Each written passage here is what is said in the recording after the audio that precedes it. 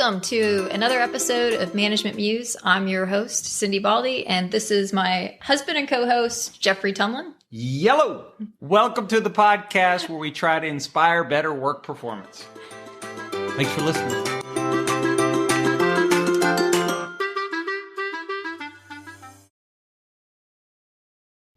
Hi, everybody. Thanks for joining us today on Management Muse. Hello. I am your host, Cindi Baldi. Hello.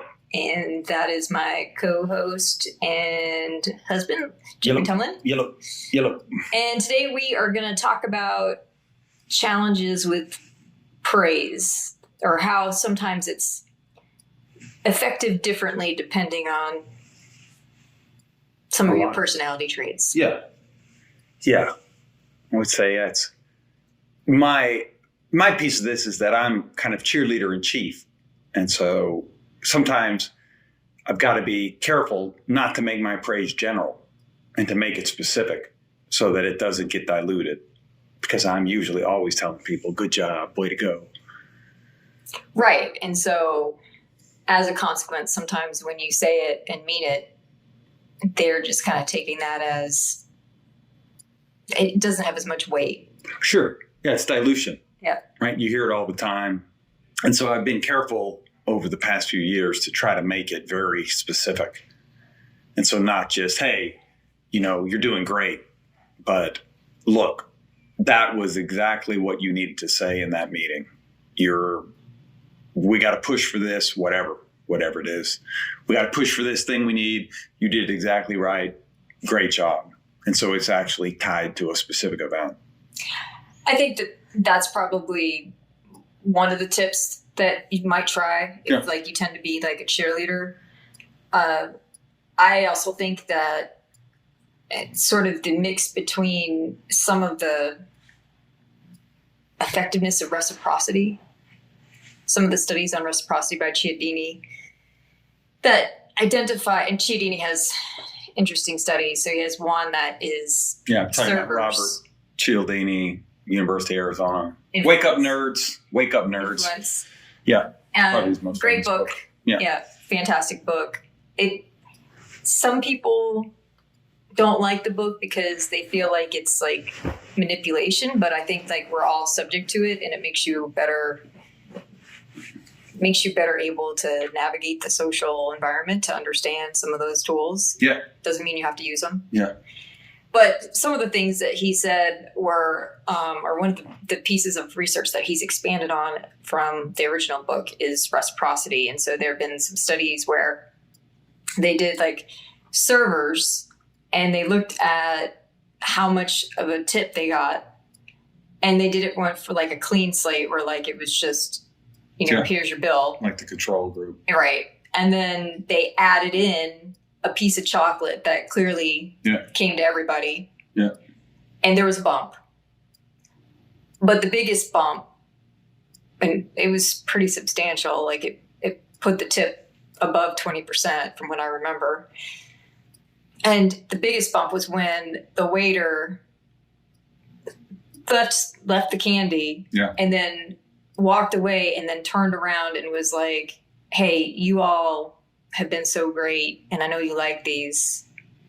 Here's a candy. Yeah. And I think you can use, if you're an overly positive cheerleader, I think you can use some of the findings in that research, because basically the key finding was you trigger reciprocity with people when the gift that they give to you is very specific to you. And it's a surprise. Yeah, and now the gift can be verbal. Right. That's praise as a gift. Yeah. And so the specificity makes it personal that you're talking about, but also it's that surprise element. So that's where I think the overpraisers and cheerleaders of this world get caught up in that.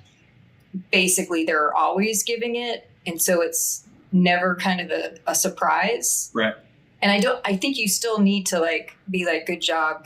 Like, I don't think that it's not going to motivate somebody in terms of praise, but it's still kind of a nice environment to be in. Yeah.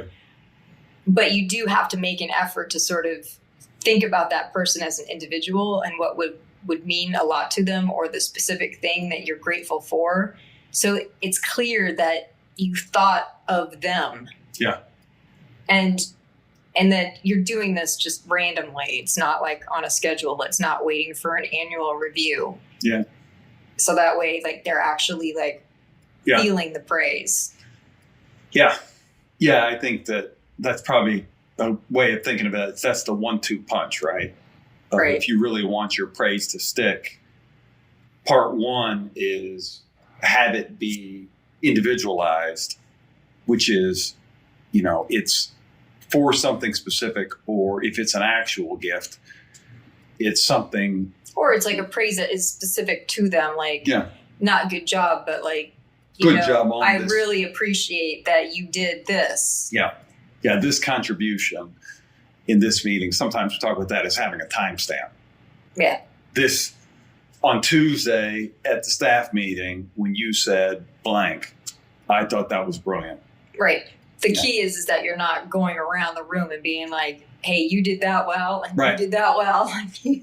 Yeah, we see that sometimes where you're in a group and small group usually, and somebody calls out somebody for doing a good job, and then they go around the room and try to hit everybody.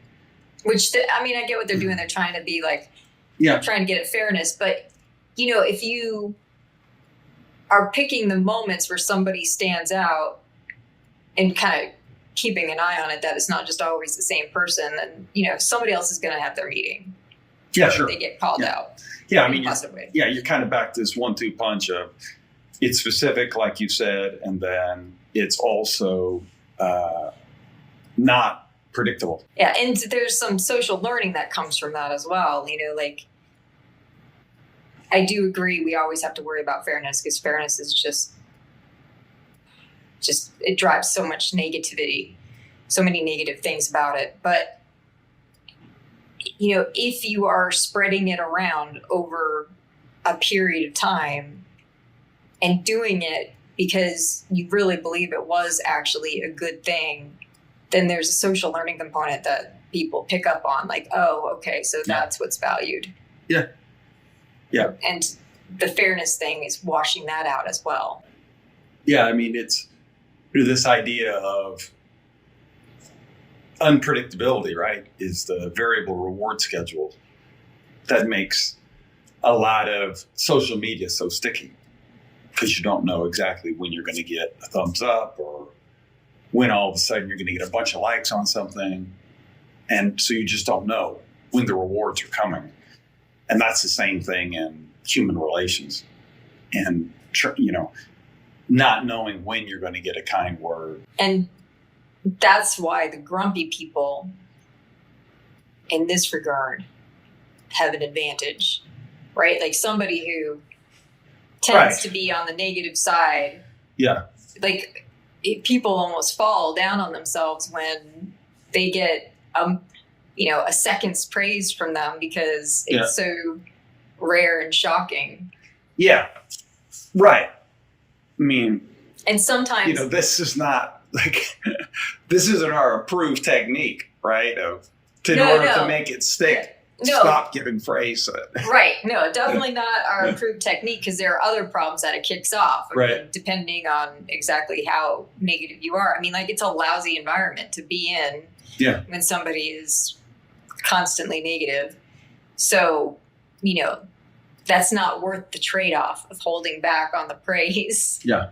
But they do have a disproportionate impact when they do decide to recognize somebody, because it's almost like partly a challenge, I think, to get praise from those individuals. Yeah. Yeah. I think that's true for the grumpy people. I also think I'm reminded of a long time ago, there's a guy that we knew, and basically he couldn't get any time with his bosses. And one year at the holidays, they were doing a door decoration contest, and his unit won the door decorating, and all the bosses came down to give him whatever, the Starbucks gift card or whatever. And he was telling us the story, and he's like, this is the most time I've seen my bosses all year. And when they were giving me a Starbucks for my door decorating, right? And the moral of that story was actually negative because he was talking about not getting enough time with his bosses and having to win a contest to get the time. But it reminded me of this kind of scarcity. Well, and that's I think the third type of person, which is what my guess is with bosses, because we see this. And so, and I'm this person, right? Like I am very goal focused, very achievement oriented. And I just have narrow vision. And so I'm focused on getting the goal done. And sometimes I don't see the people or the things around me. You're the one who makes me stop and smell the roses. And so I'm forgetting to give praise because I'm just trying to knock stuff out. Yeah. And I suspect that that's the case with those bosses because we see that the people who tend to arise, at least in the organizations we're in, do tend to be very goal focused. Yeah. And there are some exceptions, but there does seem to be that tendency to just be people who can get stuff done. Yeah. And for me, like I have had to intentionally put on the calendar, all right, I got to think about what these people have done. And again, like I want it to be sincere, but I'm scheduling a moment to try to make an effort to call them out on something positive. Yeah. Yeah. Your point is well taken that a lot of people who are focused end up in the difficult jobs where there's not a ton of time to go around slapping people on the back, which, of probably all the things you can do to give a jolt of positivity to your organization, praise is probably the cheapest and most effective. The biggest bang for your buck is legitimate. By legitimate, I just mean specific, like we've talked about, and targeted praise. And so you've got a lot of people who are kind of goal-directed and they rise to the top and then they get into the jobs where they don't have a ton of time. And so some of the praise from the top people can fall off a little bit. And, it's that praise people disproportionately want.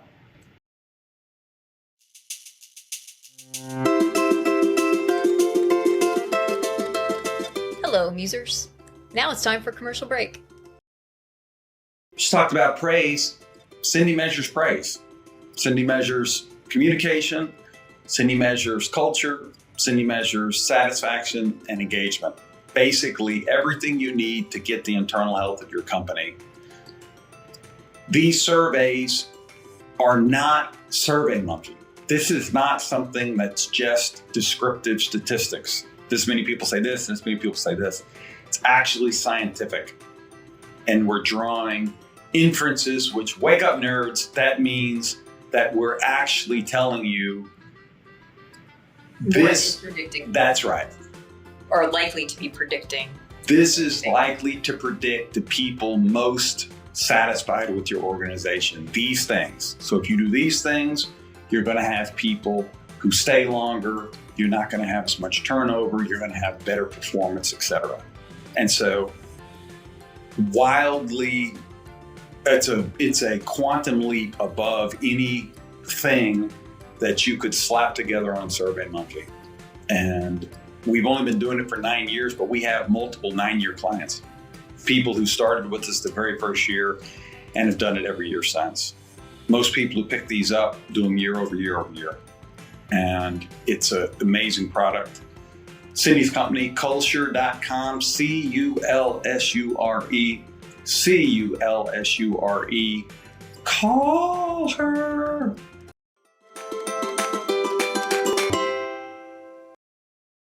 Then you've also got the case of, I'm thinking of a place we work where a cheerleader like me made it to the top job. And she's now in a position where she doesn't have a lot of time to go around and tell everybody good job. And the organization has grown a lot. And so she couldn't even get around to everybody if she wanted to. And she's been very good at anywhere she goes. When she sees something, she basically says, this is great. That's great. And so- Yeah, I do the same thing. Yeah. Because, and I practice that. So out in public, I'm accosting strangers, telling them that their dog is beautiful. Like, it's like finding, something that's positive. Yeah. And that's good for the universe. Yeah. But for your company. Yeah. No, I agree. Yeah. Same principle. And, I'm going to be too busy to get around to everybody. But when I'm walking around my company and I'm a manager or I'm the leader and I see something, like it's the TSA slogan, if you see something, say something, because that's going to be specific. That's great. I love that. That's wonderful. That's exactly what we need to be doing. This was great. I love this conversation. That's a good idea. Whatever, because it's specific. And then it's random because she doesn't know who she's going to run into. Never know who you're going to run into. It's a way of retaining some of the power embedded in it, because this praise is extremely powerful. But as you have pointed out, there are ways that we dilute it, either because we're not doing it enough, and so it's under impact, or we're doing it predictably. One way it could be predictable because every time in your Friday meeting, you're announced. It's one reason that people hate the employee of the month. Like we should do a whole podcast on this. But we've never been in a company with an employee of the month program that lasted for more than like 2 years, but before it becomes a joke, because of this principle of it becomes predictable. Right. Then you have to find. Then you have to pick somebody, and then pretty soon.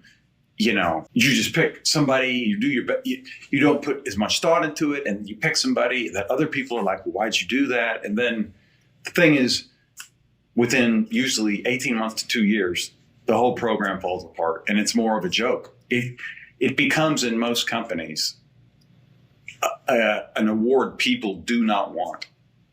I do not want Employee of the Month. It becomes a popularity contest. Like, because I've seen it like at some of the universities that we've been at, they've done things where like you could nominate a staff member. Yeah. And I don't disagree that like one particular staff member totally like goes out of her way and is an awesome human being. But she gets it not just because she's awesome, but because everybody loves her. Yeah. Yeah.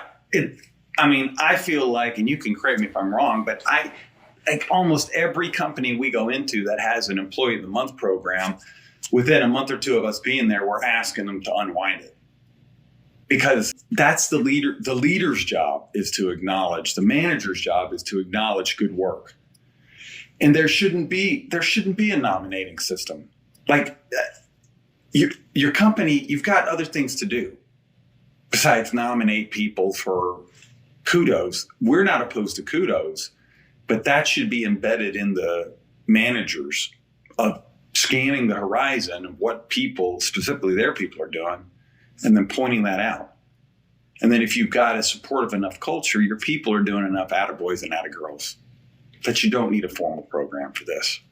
I mean, this praise is wildly powerful, needs to be connected to something specific, and needs to be unpredictable. And then as you increasingly get busy, you're just going to either have to schedule it like you do, or trying to just, when you're out and about, acknowledge the good things. Yeah, I think that the problem is the same problem that exists because of performance appraisals, right? Like the reason why performance appraisals are done once a year is because if they didn't have that requirement, it would be zero. It'd be zero. Right. So I feel for the organization. I understand what they're doing with trying to have a formal system to recognize people, even if that means like the managers are bringing stories up from their department about extraordinary employees. Because there are going to be a handful of people, managers, who just don't do it otherwise. They, like, again, like achievement focused, grumpy, whatever you have, they're not going to do it unless there's like a requirement. But like, yeah, they're going to need reminders. Like it doesn't mean that they have to come up with one that particular month, but like there should be like an email like, hey, has anybody done anything great this month? I think it's the manager's job to praise. And if it's not happening, and on your survey, I mean, I know maybe why you're sensitive to it is on your survey, we ask about praise, and there's a lot of people who say they never get praise. Or very little. The solution to that is, I think, when we usually present that part of your survey, is us telling the managers, do better, make this better. There should be some sort of program that holds managers accountable for doing some degree of praise. But I mean, like, it's tricky, right? Like, you can't be like, well, you got to give everybody praise, because not everybody does things that are praiseworthy. But like, there should be, some praise. Your people don't completely suck, or they're not completely average. Right. We see all the time, people actually go out of their way. Right. Yeah. But like you said, there's kind of a timely element to it. Ideally, everybody would be walking around paying attention. Yeah, that was great. Right. That was awesome. And that's it. You don't need a gift card. But or a program. There are a ton of people out there. Don't do that. The leaders don't do that. And there are a ton of jobs where the leaders hardly see the people they're evaluating. Yeah. And that's a bit of a problem. Yeah. And so what are you recommending that people do? I mean, I think you gotta kind of like do a little bit of a combination, right? And it's not going to be perfect, but perfect can't be the enemy of better. Right. The performance appraisals aren't great, but they're better than nothing.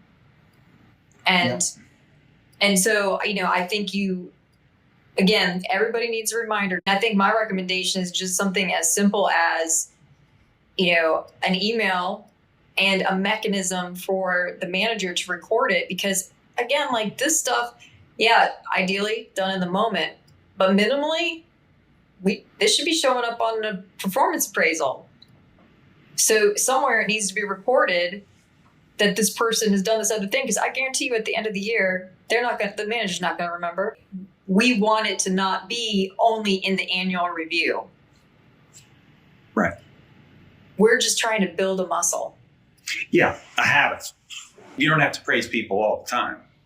You're praising when you see something that's good, positive, noteworthy. Right. Yeah. Right. That is the ideal. My issue is that unless the organization is recognizing managers for it, it's fallen off the map for most of them. Yeah. Yeah. There's some way of reminding people that praise is cheap, powerful, and effective. And then trying to, I think we've had some success on the back of your surveys, just telling the leaders. Just making them aware. You can see that 20% of your organization says never. And, whatever, 5% says annually, and then 10% says quarterly, and so forth. And that's kind of gives you a sense of, wow, we've got 20% of our people never get praise. And I mean, there could be a lot of reasons for that, but I think the main one is busyness. There's also, a small percent of your employees that don't deserve it. Yeah. That they're just doing their job. The bare minimum. Yeah. Which is okay. Right. You're not getting praised for it. Right. Yeah. Our conversation isn't about praising for doing your job. It's praise for doing something that's a little bit beyond that. Or doing it exceptionally well. Yeah. Yeah. Reliable, consistent, whatever. And what we see in organizations is exactly what you described, a busyness that makes it easy to forget to praise unless it becomes a habit. And in a lot of places, that has to start with some, like you said, leadership and, reminder, some sort of program. I mean, again, you don't want managers having their rewards tied to whether or not they're doing praise, because then it doesn't become legitimate praise. So, right. Like basically the best that you can do is awareness. Like, hey, another month has gone by. Yeah. We're recommending only formalizing the reminders to give praise, not formalizing how you give praise. Because again, once this becomes a program, right? It's like mentoring.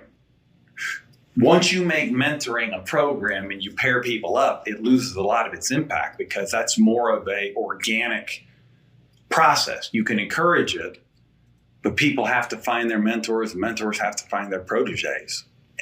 Here, you can make yourself this great praise program, but it doesn't, that's not how praise works.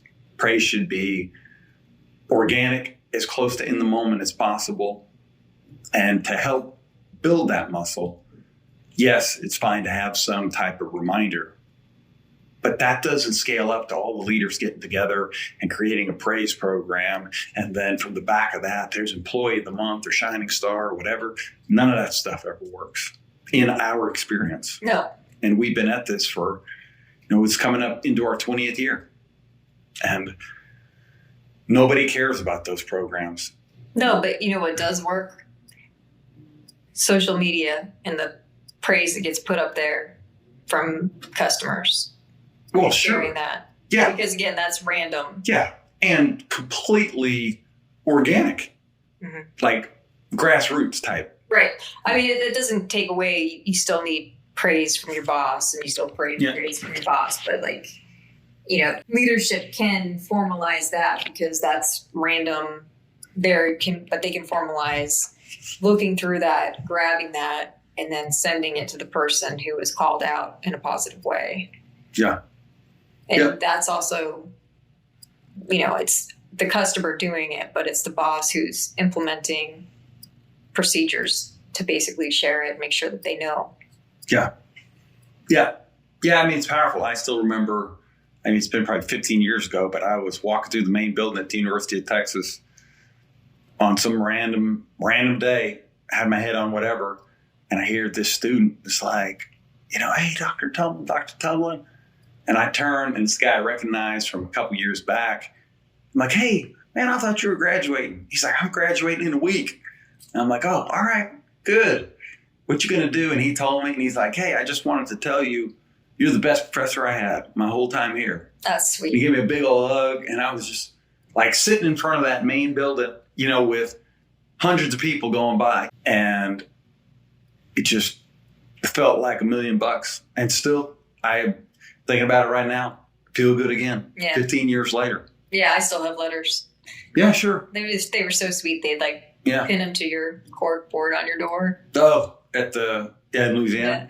Yeah. It's incredibly powerful, but easy to get into a rut, either because you're too busy and then you're not doing it enough, or you get in your head that, okay, all right, I should just tell them good job, all the time, good job. And then it becomes too much of a good thing, too predictable.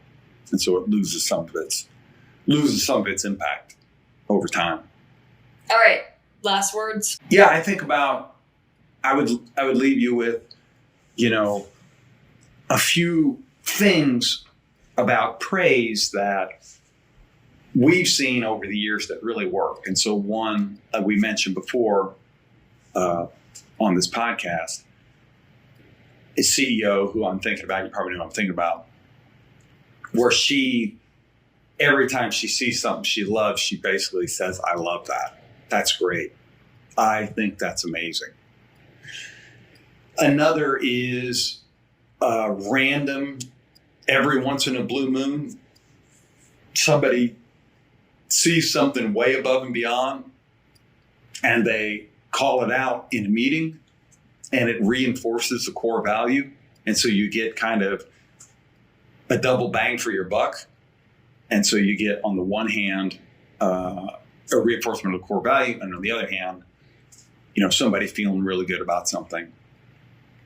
And when it's clearly above and beyond, people actually get that. In some of the fire departments we work in, they'll do like an awards ceremony once a year, and then they will actually recognize It's basically a lifesaver award. And so they'll have the person come up and they'll actually say, like, here's what happened on this call. And nobody begrudges people when it's truly extraordinary. You don't have to save somebody's life. It happens that we work in a lot of healthcare and a lot of first responders. So there's some actual life-saving going on. Yeah. But when it's truly something special, there's that kind of concept you talked about years ago, basking in reflective glory, where you feel good. You feel proud because you're attached to something or someone who's done something extraordinary. Yeah. Like right now, although it may have been over last night, it's pretty good to be a Longhorn because of the football. Yeah. As we're filming this, the team is doing pretty well. They're doing pretty well. Yeah. And so there's some basking in reflected glory. Yeah, sure. But also I think in general, people have to get out of the mindset like that somebody else's praise is a negative to you. Everybody in a room could be praiseworthy. Yeah. If they did something praiseworthy. Like we don't have to stop it at one person. It's that in that particular situation, that moment, that person got to shine. And in another moment, you'll get to shine. And so, like, this older sibling syndrome, I call it. Yeah. If it's targeted to something that was actually a good job done, you can be really liberal, meaning you can give a lot of praise and it'll be well appreciated. Now, I will say there's a caveat to that. Shy people, not necessarily introverted people, but shy people. And those are different concepts. Yeah, introverted, shy being shy, introverted being needs time to recover after external stimulus. Right. And doesn't like as much external stimulus. Right. And generally doesn't like to be the center of attention because of that. Yeah. But that not wanting to be the center of attention is because it's exhausting, not embarrassing. Shy, they don't, like it's embarrassing to be the center of attention. It's a good way. And so for shy people, like you have to consider them, like praising them in a group setting, that's actually punishment. You think? I think most of them would agree with that. I'm thinking of one person who hates going to your sessions. Yeah. Oh, I know you're talking about. Yeah. We love her. That's good. I'm still going to tell her she's doing a great job. Yes. She can. She's vocalized that. They're kind of torturous for her. But I wouldn't overthink it. You know, I hear what you're saying, and it's a good distinction that the shy. It might be better off to clap them on the shoulder on the way out of the room. Yeah, I mean, I think in general, a lot of this praise is better delivered one-on-one, unless something is exceptional or there's a core value to tie it to. Or it happens in the moment. Yeah, sure. Yeah. Because sometimes in group meetings, somebody says something and you're like, yeah, wow. Yeah, I've never thought about it that way. Yeah, it's a great way of thinking about it. Yeah, I think most people want praise from their manager. This is a management podcast. Yes, I agree. And we're talking, people listening are managers mostly to this podcast. And, you know, we hold the keys. We have the thing people want. Legitimate, honest praise. And that's what we've kind of wrapped up here in this discussion today. All right. That's it for today's show. Thank you for joining us. We appreciate you listening. We also appreciate all the likes and shares and favorites and all of it, subscriptions and all of it, all the stuff. We need social help. That's true. Right, in many ways. We're not millennials. We're not millennials. We're Gen X. With all these crazy old whippersnappers. Yeah, I don't feel that old. I still feel pretty young. I think everybody feels young until something goes wrong, like in your body. All right, that's it. Help us out, millennials and Gen Z. Hit some of that like. All right. On the interwebs. Hit some of that like on the interwebs. All right, we appreciate listening, and we'll see you next time. So long. Bye-bye.